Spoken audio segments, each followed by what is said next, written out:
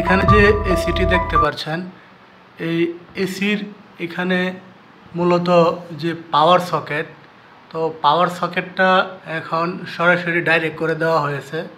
তো এই সকেটটার যে বিভিন্ন সময় বিভিন্ন সমস্যা হয় তার একটিমাত্র কারণ এই যে এসি যে 16 এম্পিয়ার সকেট ফ্লাগ, তো এই যে ফ্লাগটি দেখেন, ফ্লাগটা কিন্তু পুড়ে গেছে, সকেটটাও পুড়ে গেছে। তো এই যে দেখেন গলে গেছে। তো এই গলে যাওয়ার মূলত একটি কারণ, সেটি হলো এখানে যে লাইনগুলো দেখতে পাচ্ছেন, অর্থাৎ নিউট্রাল ফেজ গ্রাউন্ডিং, এই বিশেষ করে ফেজ এবং নিউট্রাল যদি লুজ কানেকশন থাকে তাহলে কিন্তু প্রায় সময় দেখবেন যে এই সমস্যার সম্মুখীন হবেন। তো দেখেন এটা মূলত সবচেয়ে সহজ উপায় হলো, যখন আপনারা লাইনগুলো দিবেন, এটা নতুন একটি সকেট, তো এটা হলো পুরাতন, তো যেহেতু নষ্ট হয়ে গেছে আমাদের পরিবর্তন করতে হবে। তো সবসময় লক্ষ্য রাখবেন যে এখানে যে লাইনগুলো যখন কানেকশন দিবেন, সবসময় যাতে হাতে যতটুক টাইট দেওয়া যায় কোনো রকমভাবে যাতে লুজ কানেকশন না থাকে এই দিকে লক্ষ্য রাখবেন।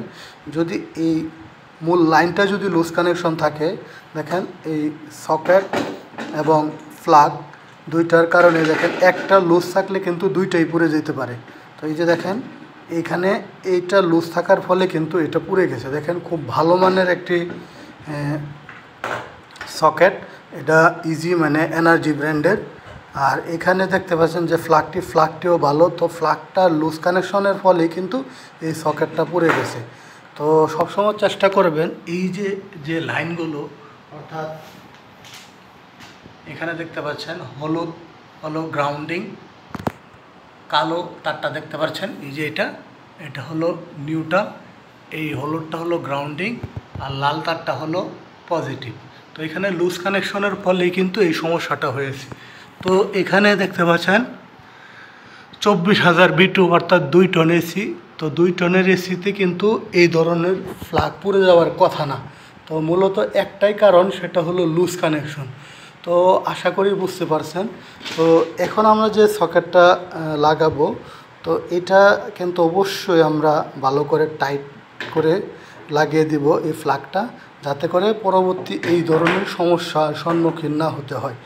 তো আশা করি বুঝতে পেরেছেন। তো ভিডিওটি যদি ভালো লাগে চ্যানেলটি সাবস্ক্রাইব করুন। ধন্যবাদ।